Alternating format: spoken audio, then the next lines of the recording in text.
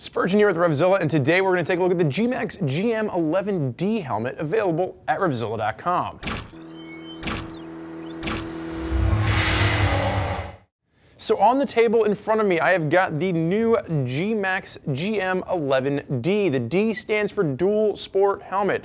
So for those of you out there in the know, this is going to be an adventure helmet. So really what you're looking at here is a mix of two worlds. So when we're talking about an adventure helmet, for those of you out there that are thinking about dabbling into the world of adventure, really what this allows you to do is if you can't, justify having a street helmet and a dirt helmet, this combines it into one. And what GMax has done is this is going to be introduced at an entry-level price point, around the $107 mark for the solid color option.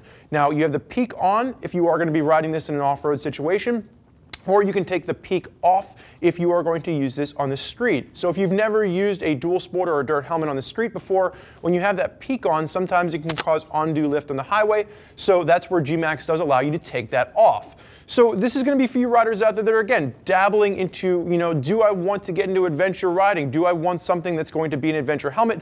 But you don't want to put a huge investment up front before you figure out if you like it. So let's break down exactly what you're getting with the GM11D. Thermoplastic shell, two different shell sizes are available for this. So that means if you're in an extra small to a medium, that's going to be the first shell size. And then if you're going from a large up to a 2XL, that is where your second shell size comes into play. Now, this is not going to be a lightweight helmet. We threw this on the scale. That thermoplastic in a size medium weighs in at 3 pounds 14 ounces. Now, a lot of that is going to become part of the fact that this is an adventure helmet, so there's extra components going on here. But really, it is going to be part of the construction that we're seeing for that entry-level priced helmet. It is a DOT helmet, and when we're talking about sizing, this is probably the most important factor to consider when you're choosing your new helmet. This is going to be a neutral to round oval fit. Now, what that means for you, if you're paying attention and you're not really sure exactly what neutral to round fit means, it's a little bit shorter front to back, a little bit more room on the side of the head, and it's going to work really for you riders out there that do have a rounder noodle on top of your shoulders. So, breaking down what we're going to see from the outside in. Ventilation is always going to be a key component if you're riding off-road. Now, anybody out there that's blasted around the heat of the summer, off-road, you're probably only going 25 to 35 miles an hour for, the more difficult sections. So getting a mass amount of airflow is going to be key. You're looking at 6 vents up front. So you've got one vent right at the front that's going to be an active vent, that's going to be a chin vent, and then you're going to have passive vents along the side. You're also going to notice, actually, I'm going to take this, I'm going to set it aside because you can see the vents better on the one where we've removed the peak. You're going to have chimney vents up top, and they're going to have a slider that's going to allow you to open, in 2 different positions.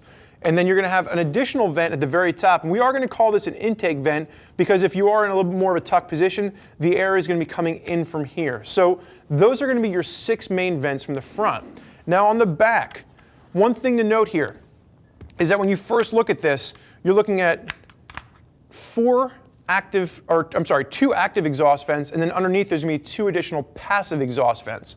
At the base of this helmet, you're looking as if you have an additional 4 exhaust vents. When we pull the helmet apart on the inside, these are just decorative. There's no actual ventilation coming through, so don't fool yourself. If you're looking at this and you're saying, Spurgeon, you're lying to me. There's actually 8 exhaust vents on there. Just wait a few moments and we'll point out exactly why these are not going to be true exhaust vents.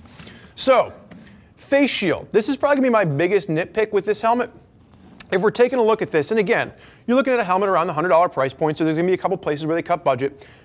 You can't see it as much when we're taking a look at the one with the peak on, but if I flip this over, perhaps our cameraman can get in there, the gasket doesn't mat all the way up along the face shield on the outside, so like in the front you're fine, but as it comes around to meet on the side of the helmet, it almost pushes itself out a little bit, and you get a gap where the gasket doesn't quite sit against the face shield. So it's a note. It's going to be something that's going to be a little bit louder for you. You're going to get a little bit of air pushing through there. But you do get a nice secure closure. There is going to be 3 different points of detent. So if you're a rider that likes to keep your visor kind of locked in a middle position, you do have 3 different points of detents there. And then when we get back over to the peak on this, again, it is a removable peak. There is not going to be any adjustment to the peak, so that bears mention. There's a lot of dirt helmets out there where you can adjust the peak to fine-tune exactly how it fits to block sun on you. You're not going to have that with this particular lid. So let's go ahead at this point, flip it around to the inside, and talk about what you're getting from the interior of the GM11D.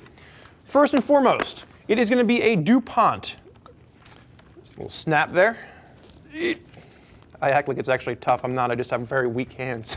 It is going to be a DuPont CoolMax liner, and there is going to be a pocket on the inside of the cheek pads where you can put a speaker. So if you're the kind of rider that wants to put a comm system in here, you are going to have that available to you. Contoured cheek pad. It is going to be a sweat wicking cheek pad. Very basic in its design, but it is a comfort liner. So I was impressed with how comfortable it does feel, but you can see already it's starting to pill up a little bit. So just keep that in mind. It's going to be something that might be more of a wear out item than something you would find on more of a premium helmet. You do get a chin curtain in place, and as we pull the liner out, the one thing that I did like about the liner is that it is going to be a brow mount liner to this. So what that means is that the liner is going to be mounted to the brow of the helmet as opposed to using snap points on the forehead, which can cause undue pressure. So I like the fact that they've done that from more of a premium standpoint and something that we would see on more premium offerings. Single density EPS liner to this, and take a look on the inside. You can see the channeled cutouts for the airflow, and that's really where we're going to get into the fact that as I kind of tilt this down, you can see where the channels stop, and where they don't go is they don't go all the way to the back of the helmet. So you're not getting that full air channeling pushing all the way back down to the back of your head. So when we're talking about those two exhaust vents in the bottom there, that again is where you're not going to have any real exhausting or any real air pulling through on the back. These are just going to be those decorative vents that we talked about in the beginning. But for those of you riders out there that are looking into getting into ADV riding, you don't want to drop a huge amount of money on an ADV helmet, or perhaps you just can't afford or justify getting a street helmet and a dirt helmet, and you want something that's going to be a little bit of both worlds. That's really where the ADV helmet comes into play. Now, there's a lot of riders already out there utilizing GMax helmets on their rides. If you want to hear more about what they have to say, click the info button on your desktop or mobile device, which will allow you to read other rider reviews from folks that are already out there putting a GMax helmet through its paces. If you have more questions for one of our gear geeks, pick up the phone, give them a call, 877-792-9455, or simply shoot us an email, cs@revzilla.com. Thank you for joining us for this look at the GMax GM11D helmet. I'm Spurge. Enjoy the ride.